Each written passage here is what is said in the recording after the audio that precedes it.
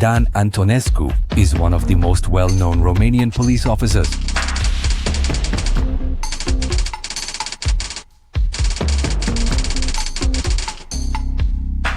I wanted the act of justice as much as I could. The profession of police officer suited Dan Antonescu like a glove. He knew from the very beginning that his place should be on the side of the law, that every thief, robber or criminal he would catch would represent one less evil for society. I really fell in love with this profession and did it with all my heart. Before 1989, he worked in combating economic crimes, and after the revolution, he transferred to the judiciary. His specialty became solving murder cases. There is unhinged individuals who, although they have committed some criminal acts, although they have committed some crime, try to find other culprits. Instead, start with threats, they cannot carry them out. Dan Antonescu was promoted 3 times exceptionally for his participation in solving famous cases. In 1993, he became a captain after catching the murderers of Ion Lucia Mihala. In 2000, he became a colonel after the arrest of the Greek criminal Konstantinos Farsalis, which is a team effort. You cannot say that X or Y quota. You cannot say so many criminals. It is not a real machine. A case can never be solved by one person. We performed a kind of social surgery. We removed the evil from society. Catching a criminal means saving many lives. After 23 years of activity, of which 17 years were spent tracking criminals, Dan Antonescu decided to retire. You have contact with an extraordinary amount of atrocities, images, smells, characters, everything that is ugliest in society. There are investigations that last days, nights, weeks, months, when you no longer really know what family is, you no longer know what a normal schedule was, but you are focused on catching the criminal and your life takes a back seat. Dan Antonescu is more active today than ever. He has a new mission, still on the side of the law. I have enough experience and I wanted to use what I have accumulated over the years. During the time I was an investigator, I tried to find out how what happened. Now, from the position, we try to do preventive work to find the answer to the question of why such an act was committed, and once you have the answer, you can prevent it.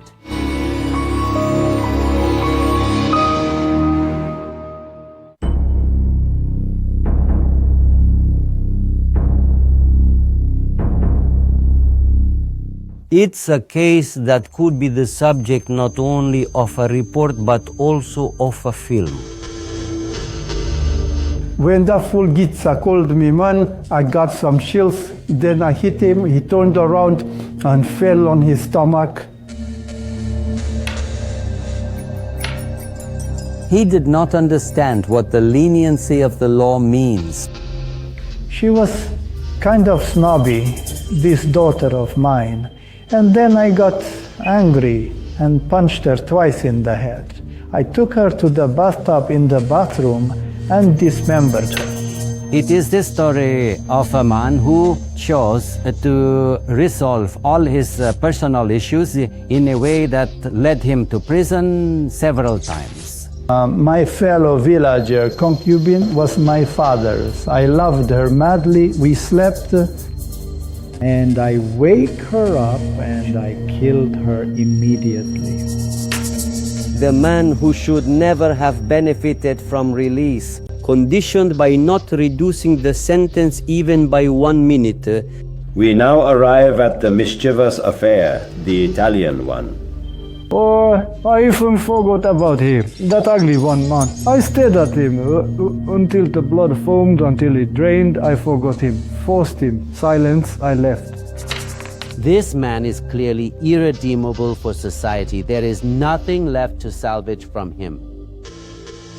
From my family, only I must remain. But I have to solve problems. What do you mean? It means I'm a coward, man. I have big problems when I escape, yes. You will read more in the newspapers, I promise. I can't be to die peacefully, no, until I solve them. The Toma case represents a real challenge, even for a police officer with Dan Antonescu's experience. We warn you that the story of one of the most sadistic living criminals, Gheorghe Toma, also known as Ghica or Tomița, follows. It is a case more than interesting from a criminological, forensic, psychological, and psychiatric point of view. The file contains many details: the identity of the victims, the methods of operation, the weapons used to kill. However, to be able to penetrate the mind of the criminal, Dan Antonescu always consults specialists.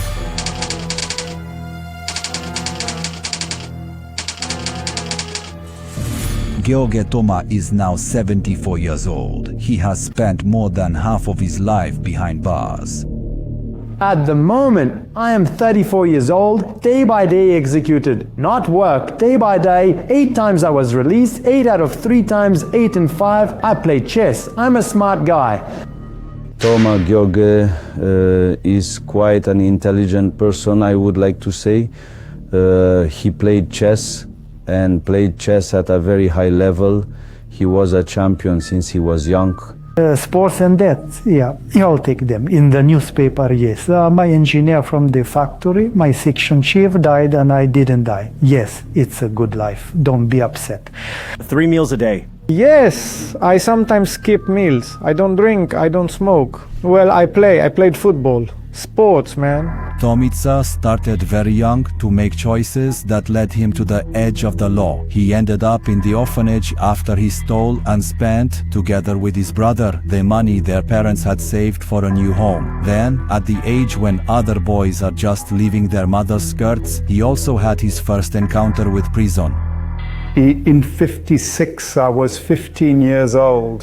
What was the deed? I stole the pigeons. Here.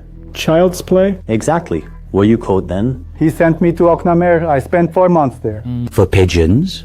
Yes, that was in 1956. In 1957, I was sentenced to 1 year as an accomplice to private theft.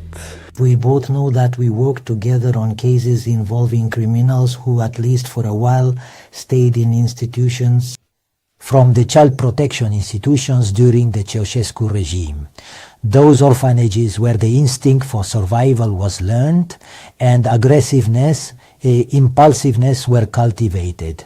Most or some of those people were deformed in this way and their animal instincts were exacerbated. In 1960, I was sentenced to 5 years, of which I served 3 years, 4 months and 13 days. What was the deed? That was theft from communal enthusiasm. I took a cassette from an association, and inside there were 13,045 lei. Money. Yes, back then money was valuable. A lot of money. Well, it was 1,300, the salary, wouldn't you say something? I had 700 of... There are criminals for whom crime is a way of solving problems and a way of existence. The longer the time spent in crime, the higher the probability of reaching serious crime like murder as a way of solving problems. I was released in 1964. I got a job at the train cars, and in 1973, I committed murder. A murder.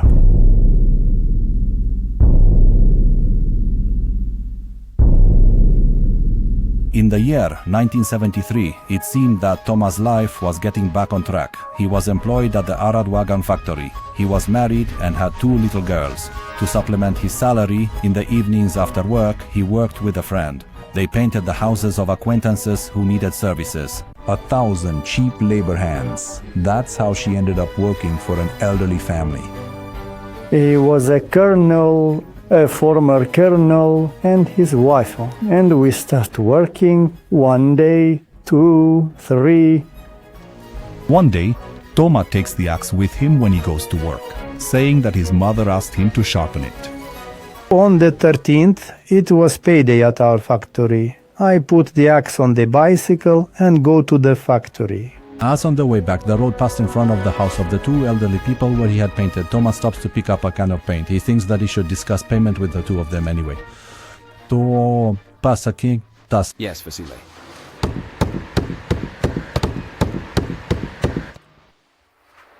Who? The colonel comes. Hello. And Colonel, if you don't mind, I've come to take that plastic canister. He says to me, well, at this hour. Who is Vasile? Hey, that guy from Gitza. And he calls me that ox Gitza boo. When he called me that ox Gitza, man, I got chills. I fell against the wall and I say, why is he insulting me? He goes and brings a candle and a box of matches and a box of matches. Let's go to the storage room to give me that. And he kept mumbling. And I take the axe with me and hit him.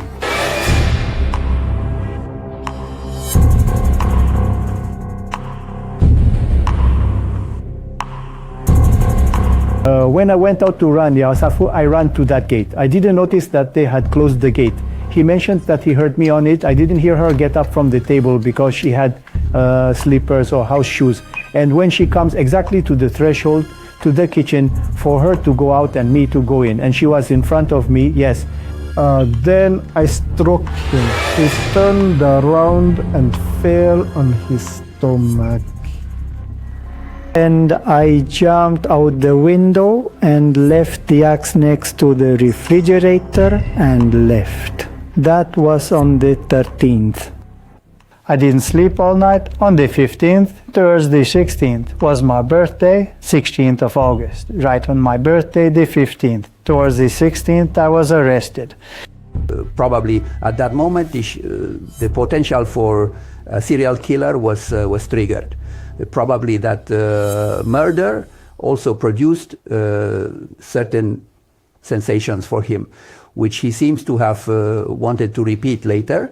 In 1973, when he committed the double murder, Toma Gheorghe was 33 years old. He was tried and sentenced to 25 years in prison. It was the 4th time he entered the prison doors. I committed this murder, so I shouldn't have done it. It just happened. I did those years, 15 years. I did them for nothing, I can say. I have really encountered such behaviors in the majority of offenders who have committed serious crimes. They are not to blame, but rather the victims. It is nothing more than a mechanism through which they try to fundamentally diminish their guilt in front of society, in front of others, and in this way attempt to justify the abominable act. In 1988, Nicolae Ceausescu and his regime gave an unexpected gift to the prisoners in Romanian penitentiaries, a pardon decree. The pardon decree from 88 came, right?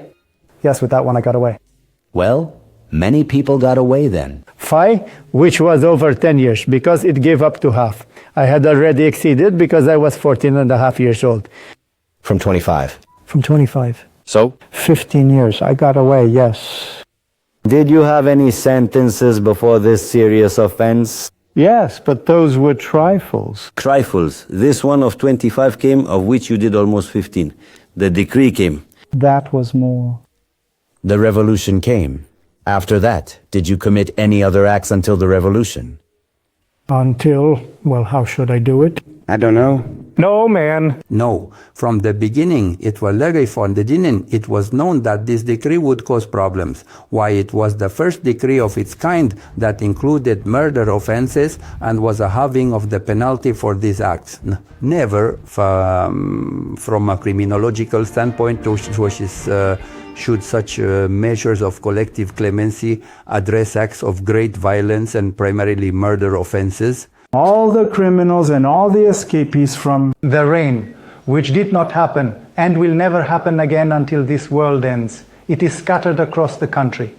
In principle, I'm not against conditional release for acts, let's say, other than those of great violence. The problem is here, in the case of high violence crimes, where much more attention should be given in these cases. It must be considered that the danger posed by an individual who has committed another high violence act, specifically a murder, in this case a double murder, is extremely high. So I was released, I came home. Now I went and stayed with this brother, the judoka who died. It would have been much better if I had killed him. Yes, I'm telling you, for 15 years he didn't write me a letter. He looked like that. He was bad at heart, like Dad. Mom was good. I took after her and he took after him. Not a single letter did he write to me in 15 years. At 48 years old, Toma felt stronger than ever. Although he was viewed with suspicion by those who learned he had spent 15 years behind bars for murder, he managed to make new friends. He ended up working for a German who was dealing in second-hand televisions brought from Germany. Back then we were KTBists. At that time, when they got away, people would avoid them, even on the tram, thinking they were thieves or something. One day I went to him after a long time, and he was gone to Germany. I went with my daughter and her partner, who was a taxi driver. I say in general, hey, you stay outside, the gate is always open. I went and got a television and took it home. It didn't work. I took it for repairs anyway, and I was sentenced to 3 years for that. I did 2 years and 2 months and I was released. In the case of theft offenses, he benefited from some conditional releases. It is possible that in those cases the judgment was made specifically for the act for which he was convicted, namely theft, without taking into account his violent history, specifically the 2 murders. This violent side of him was probably overlooked. In March 1997, Toma is released from prison for the 5th time. 2 years later, he returns with a new 4-year sentence for pimping. He gets out again before the term and quietly returns to all sorts of schemes, including those with prostitutes. He had a few girls whom he kept in his apartment. He somewhat provided for their basic needs and used them, profiting from their services. Toma managed to procure girls who satisfied the most varied demands. He even had clients among the foreigners in Arad. Rinaldo Rinaldi was one of them. The favorite meeting place was the Liberula confectionery, located right in the city center. Well, you see how this one fell too. And for this one, they sentenced me for nothing again. The Italian was an elderly citizen, had a relatively good pension for Romania, and used to host various young women who helped him with household chores and of course also provided sexual services. Pastry shop on Italians Boulevard. We went in, ate ice cream. The Italians had great flour, and when I turned around, I see this guy unmoving and staring. When I saw his face, it was like he was taken out of a coffin. Without exaggeration, I'm telling you. I look at this, but how ugly is this guy, huh? But he says, "Ciao, Toma." I stop. "Ciao, come, sit down. I'll make a coffee. You don't have to do anything." Sit down so I can talk. I saw you have beautiful girls. And after a few days, 2 chicks come. Hello, Tomito. Hi, you got nothing? I mean, clients who have no money? Oh, man, damn it. Hey, listen here, man. I met with an Italian. Come on, won't you take us? I immediately called the taxi. Bam. Let's go. He was in the kitchen making coffee with the pot, and the 3 of us sat in my spot. And this smart, talkative one started chatting with the guy. He didn't say a word to him, and the girls got up. Goodbye, and we left. And I didn't even say goodbye to the pig. Dissatisfied with how the meeting went, Toma feels. With wounded pride, he visits the Italian again. It was July 20th, 2003. Well, damn your mother, now I'm telling you that you'll see later. The girls, these were in their 30s, these two waitresses, and I brought him deer of 16 and 17 years old. And he tells those that he has girls more beautiful than me. And then I finished him, man, and when I hit him, I didn't know he had a plastic ear. His ear flew into the sink. The prosecutors told me, yes, fine, but how did the ear fly into the sink? Yes, I didn't know, yes, and that's how I killed him. He stayed there, down, flat. I stayed with him. I watched him until the blood foamed, until he convulsed. I watched, he gurgled. Silence. I left. I left the door open and went. The police immediately started the investigation, but the circle of suspects was very large. Other Italians residing in Arad, prostitutes, small-time criminals who had dealings with foreigners. Despite the efforts, none of the leads would lead to the identification of the killer. Thus, the case remained with an unknown perpetrator for over 3 years. Here's the place where... Yes, here is the Liberola confectionery, the place where Toma Gheorghe first met our victim, Rinaldo Rinaldi, an Italian citizen. It was an area frequented by Italian citizens, and Toma Gheorghe was known as a pimp who frequented the environment. During the investigation of the crime scene, in the hallway near the kitchen, close to the entrance door of the apartment, 2 drops of blood were found. Initially, it was believed, of course, that they belonged to the Italian. A genetic analysis was conducted and a profile was established. Having only 2 Italian suspects, of course, the comparison of the 2 profiles came out negative. Now we are heading towards the building where the apartment rented by the Italian citizen Aldo was located. Up there, where that green canopy is. Yes, there. And from here, Liberola is relatively close. They would meet in the pastry shop area, recruit the girls presented by Toma, and lead them to this apartment where, in fact, he was also killed. They time me. The neighbors said what kind of people were visiting the victim, this Italian. I encountered reluctance. They knew him as an Italian citizen. They knew he was involved in some business in Romania. The businesses were mostly the little girls? Mostly the girls, yes. In the meantime, Toma Gheorghe had left the country. He went to France, but even there he couldn't stay calm. You know how I was in France? I'm not in Romania, now I'm there. I used to go to some centers. Oh, the bosses, how they liked me. I also sold cigarettes there. How they liked me. You know, Toma, Mr. Toma, I told him, don't call me that. No, not Mr. Toma, just Toma, I'm not a Mr.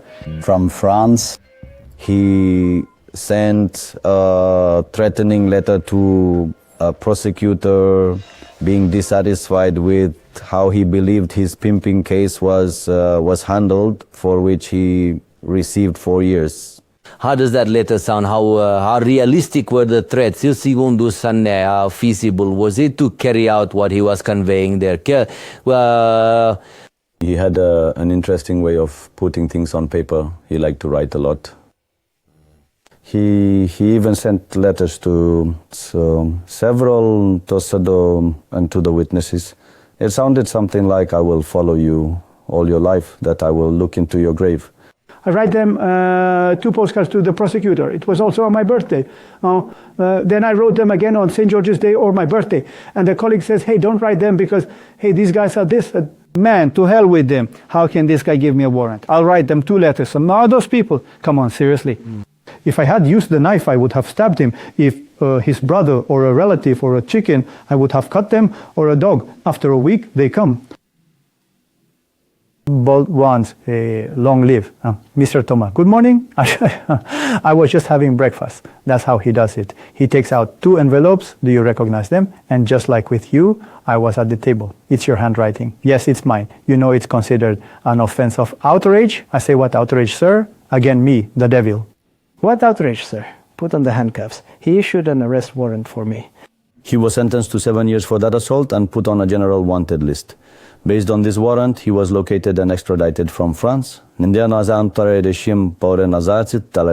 seemed that in 2006, at 65 years old, the career of dangerous criminal Toma Gheorghe ended. That Gheorghe Toma was nearing the end. However, what the police discovered about him in the following period surpassed any imagination, and the number of his victims increased to 5. Pomorashia dicea binta sarpapush.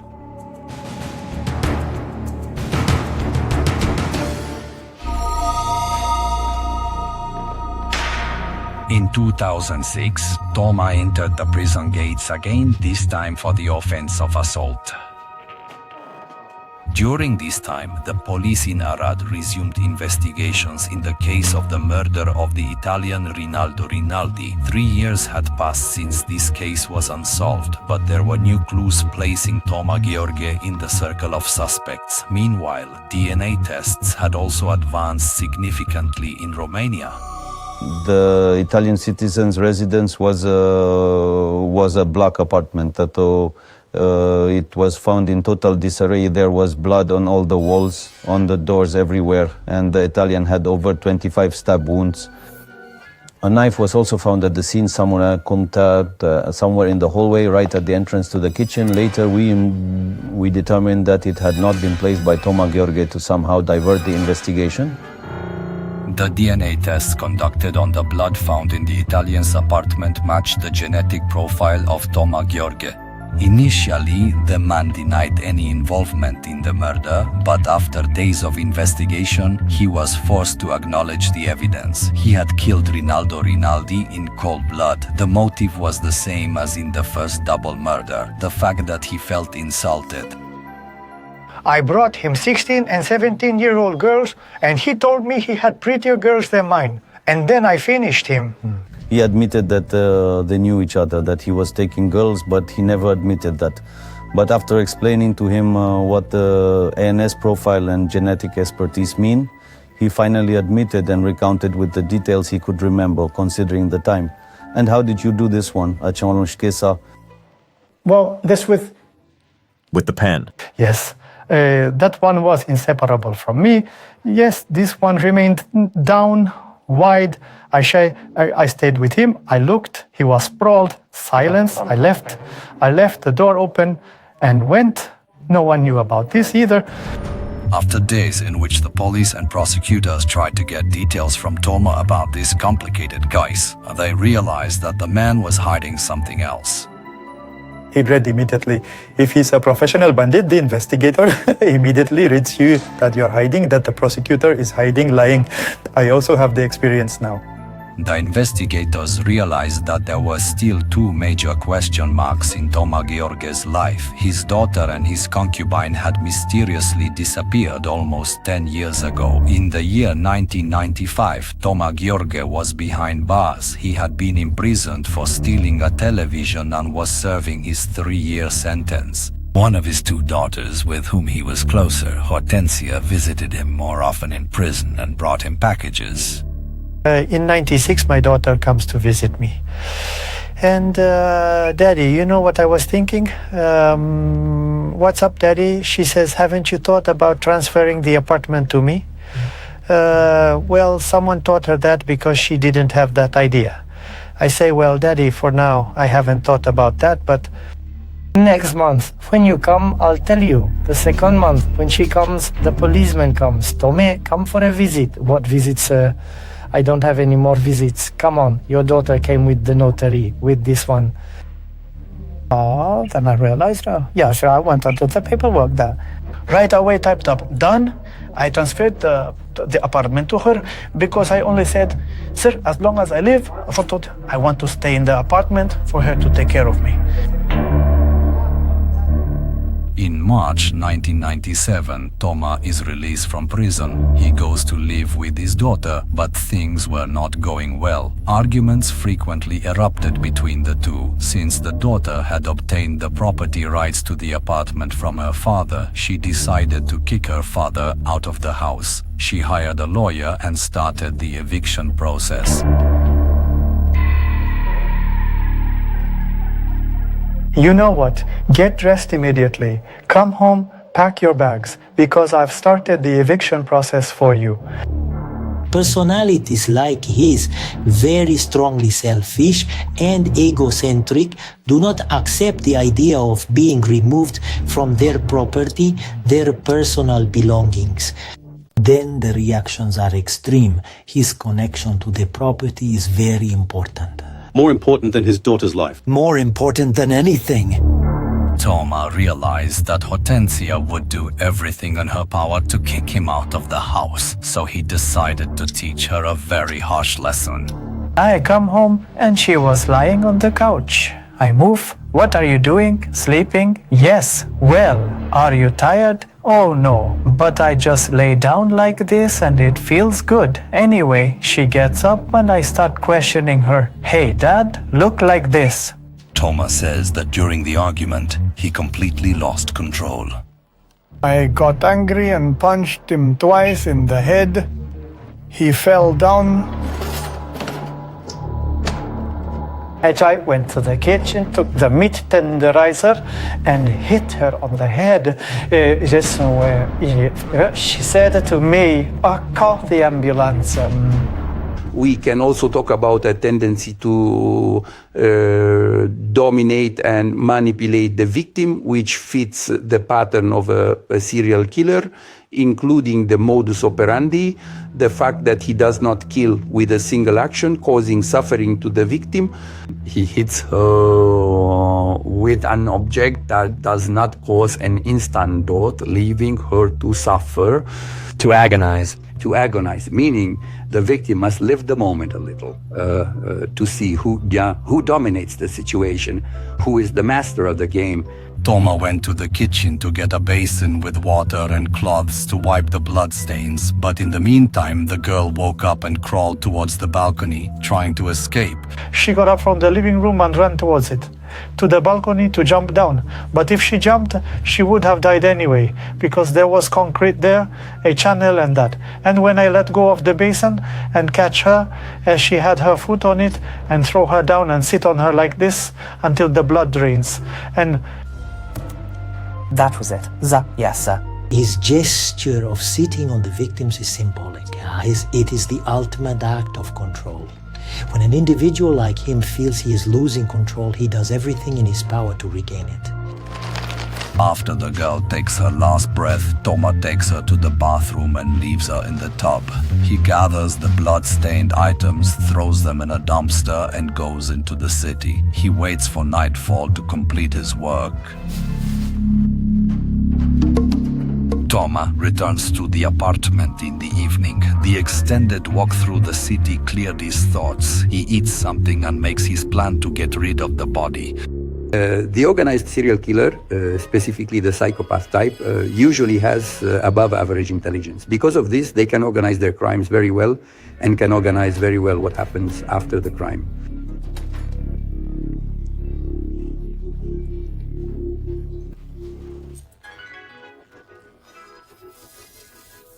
He took a knife. He was saying that he had a serrated knife, which he used for bread. He took her to the bathtub, the one in the bathroom, and cut her into several pieces. I took her to the bathtub, in the bathroom, and I butchered. About 1.5 kilometers from Toma's apartment is the canal called Mureșel. The man knew the area well and thought it was the most suitable place to dispose of the body. He loaded the raffia bags containing the dismembered parts of the girl's body onto a bicycle borrowed from a neighbor. Under the cover of darkness, he headed towards Mureșel.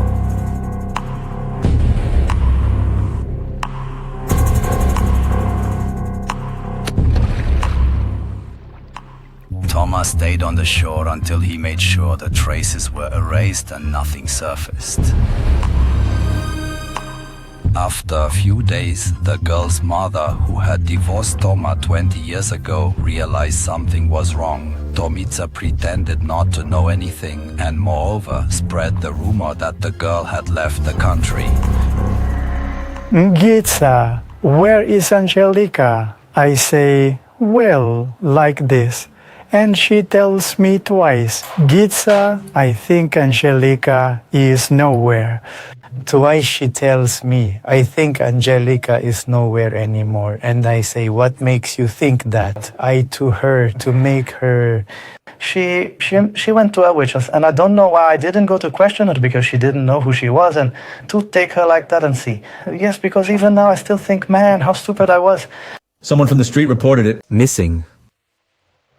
Well, I actually reported it. I went to the police. She had a driver's license. She had a passport. And after that... They did research at home. No, nobody came. So you just declared her as gone? I traveled. I went to Germany. I went to Italy. I went to France. I came back. Then I went again. I traveled. Showing an extraordinary level of cynicism, Toma continues to appear in court at the trial, where the girl had requested his eviction from the house. How did you manage to recover the apartment for which you initially signed unfavorably? If I play chess, I'm a smart boy, as I said. With a lot of care, I went and messed with that president who has 2 degrees or 3 or 1 or however many he has. I'm going to court. His lawyer is my daughter. I went and cursed her at the bar association. Ma'am, how could you take on this case? If I throw you head first from the balcony now, and the last thing I say, Mr. President, I understood that I transferred the apartment to her, but I didn't understand that she would kick me out of the apartment, Mr. President, and that's where it ended. Yes, I managed to do that, and I transferred the apartment back to me. Things gradually calmed down, and within a few months, there weren't many who were interested in the girl's fate. Only Toma's partner remained suspicious, but the man eventually reassured her. I told her I think he went to Germany, to his brother. He lied to her too. It was quiet. My partner, she was from the same village as my father. I loved her like crazy. She was in her 30s and was a sturdy peasant woman. Drink a bottle of plum brandy, man, and she would fall down immediately. But immediately, she would say it was as if you had hit her. How did you come to... Are you going to do her in too? This one did a lot to me, and I still put up with it. She was one of those with the Turks, a Turkish whore, her and a friend of hers. She would tell me, Gitza, we met with Mustafa, with so-and-so, with Ali. I wasn't interested in them because I didn't know the Turks. And now, talking about this one, Mustafa, one night I was sleeping in the living room. He was with her in the kitchen, and they drank coffee and plum brandy there, and I don't know how it caught fire. I hit him on the head, he fell down, and we both struggled there, blood on the walls, like that. Well, I beat him. I found his teeth there in the shack and near Mustafa. Got away. Mustafa got away. Tell me about the Turks. The relationship between Toma and his concubine was tumultuous. He suspected Lily of prostituting herself, and this drove him mad. The fact that he eventually contracted venereal diseases was the last straw. He beat the woman until he put her in the hospital. He beat the man so much that he couldn't open his eyes anymore. Do you believe me? She didn't even come to live. Hey, where do you want to go? Go to the mirror. I go with her to the mirror. Hey, open your eyes. She was standing like that in front of the mirror. Hey, but open your eyes to see how you look, huh? That was shattered. The taxi takes her to the hospital. During this time, something else happened that fueled the already existing tension between the two. Lily bragged that she was the one who reported him to the police in 1995, when he was sentenced to 2 years for stealing a television. Because she got me imprisoned with the German. Oh, I wish I had never met her. He no longer had complete control over that woman, and moreover, she was a person who possessed extremely important information, namely that he was the author of the crime committed against the daughter. But during this time, did she suspect anything about her daughter, about her daughter's disappearance? But no one gives it to him, only me and the one above. No one knew. Lily realized that the relationship with Toma could become even more dangerous. At one point, she told a close friend that she feared for her life. He gave concrete signs, threats that it would end. Both the daughter and the partner asked for help and told friends, acquaintances, that it was about to happen and that tomorrow might not come. We believe that the concubine found out at some point that he had killed his daughter, Tenzing, and she started to somewhat threaten him that if he didn't leave her alone, she would go to the police and tell what he had done. How did it start all of a sudden? From such great love came a crime. For the fact that she got me in jail and went to the police and told on me, and I did 2 years and something. I had to pay her. On the night of the 3rd, February 13th, 1998, Toma and his partner are getting ready for bed. I stuck the stiletto in the pillow. We went to bed. And I wake her up, and I killed her immediately. After strangling her, Toma realizes that the woman is still alive. He goes for the meat tenderizer, determined to deliver the coup de grace. As with the girl, Toma takes his partner to the bathroom, dismembers her, lets all the blood drain, and puts the remains of the body into raffia bags. Staying as a guest, he tried not to make too much of a mess there, not to leave traces, and with an Allen bag, he took her to the bathroom where he dismembered her with the same knife. Yes. He brought it there into the water. It was placed. All the blood drained. The flesh was white. Toma then brings the bags to Mureșel. He already knew from the girl's murder where the best place was to dispose of a body. I put this one at this end, at a bridge. There were 2 small bridges, and the other one at the other end. No one ever found them. Nor will they. What burns does not rot. No one will find them anymore. Like at the beak. Late at night, the man sets fire to the clothes and linen stained with blood to erase any trace of what happened. After a while, Lily was also to be officially declared missing. On February 14th, around noon, one of the concubine's friends came to bring her flowers, and he answered the door but didn't let her in because he had already killed Liliana and she was in the bathtub. We are going to the place where, during the reconstruction, Toma Gheorghe admitted that after dismembering his daughter's body, he came by bicycle and threw it into this Mureșel river. Before conducting our investigations, we found out that the canal had been dredged some time ago. During the reconstructions conducted by the police and prosecutors, Toma showed both how he killed the 2 women and where he disposed of them. Despite the efforts made, no trace of the 2 bodies was found. The one who came to the reconstruction, a girl, it would have been better to have the original ex because I had the decath. This, without a doubt, fits in the bag. Good.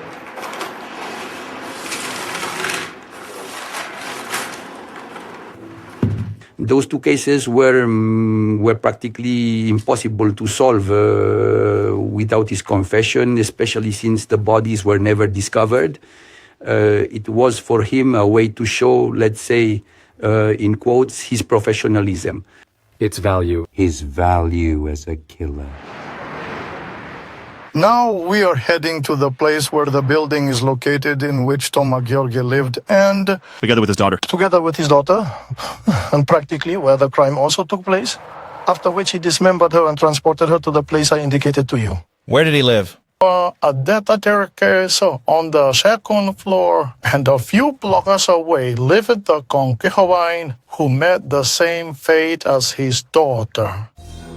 Toma is now eagerly awaiting freedom after serving more than 1/3 of the 25-year sentence he received for his last 3 murders. He has already made a list of those he wants to question immediately after his release. No, prosecutors, if I get away and she's still watching, I won't go looking for her phone book. There are many things you can easily find now. Anything. Before, it was harder. If you ever benefit from the leniency of the law again, a conditional release, rather than thinking about paying your police. No. Wouldn't it be better to focus on chess? No. Well, I already focus on chess. No, I don't even think about that. How could I do it? I'd rather give up chess, man, but I have to solve the problems. What you mean? It means I'm a coward, man. And from my family on, you have to remain. Now, even that brother from Germany, what do I do with him? Not even that one is given anymore. Oh, my goodness. And if I were to say that I did it, they wouldn't They don't believe it. I make it so they can't believe it. But I can't die in peace. No, not until I resolve it. Has it ever happened to you in these years to dream of any of the victims? No, really. I think I dreamed about the colonel arguing with him. Psychologists and criminologists? Gheorghe tries to get into the mind of this particular criminal to understand his cruelty, motivations and mode of action. However, it is very clear that Toma benefited from no less than 7 early releases. Each time he returned to a community that had no idea what kind of person Toma truly is. Usually, the classic serial killer, the classic murderer, is a person who integrates perfectly into the social environment. Under the guise of good family fathers, good neighbors, and most of the time it is a huge surprise for the entire community when they find out that the person over the course of 20 years committed 20 murders. Now, I had problems with a master. I beat him, put him in the hospital. He almost died because he cut my nature for 2 hours. To hell with his mother. But what he did to me. For 2 hours? You put him in the hospital for 2 hours? When I get angry, I can't see anything. It gets foggy, you know? And I keep trembling like this. If I hit Ion, I slap him. Then he gives me a punch, 1 or 2. The man, if I do this to him, disfigured the man. Studies show that those who remain incarcerated for more than 15 to 20 years suffer certain affective and psychological disorders that make subsequent social reintegration extremely difficult. Regarding these individuals, there must be even more special attention because they represent a very great danger to society. The neighbor's cat ate my pigeon and I caught the cat. And phew, I was furious. I called her outside. Oh, but your damn mother said she can't keep the cat tied up. Yes, and it ate a pigeon, a little pigeon. Gitsa, I can't keep the cat tied up. I'll tie your cat up so you won't have to anymore. Yes, and she tied up the cat. Part of those who have committed such serious crimes and who return to society are misfits, they are marginalized, they are excluded. These elements only serve to greatly increase their level of frustration and from there aggressiveness. That is why I warmly recommend to all viewers a very tempered relationship with such individuals. And the relationship should be in the presence of others and without extraordinary closeness. Toma Gheorghe will be 79 years old when he can get out of prison again, but that does not discourage him. He is confident in his abilities. For those on his list, however, the future does not sound good.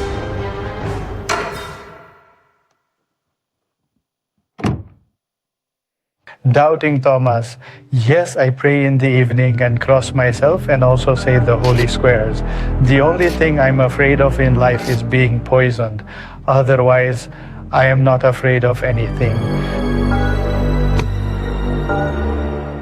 I have big problems when I slip, but you'll read more in the newspapers, I promise you.